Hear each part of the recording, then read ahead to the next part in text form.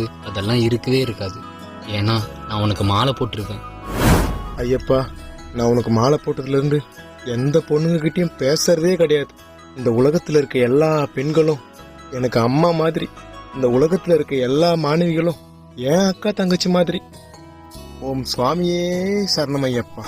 ஓம் சுவாமியே சரணமையப்பா. சுவாமியே சரணமையப்பா. ஓம் சுவாமியே சரணமையப்பா. ஏண்டா டேய், நடிக்கிறது போற? எப்படி இருந்தாலும் இன்னும் கொஞ்ச நாள்ல மாலையை கழட்டிட்டு இருக்கிற எல்லா திட்டு பழக்கத்தையும் பண்ணாதான் போறீங்க. அப்புறம் எதுக்கு இந்த நடிப்பு? உங்களை பத்தி எல்லாம் எனக்கு தெரியாதுன்னு நினைச்சுக்கிறீங்களா?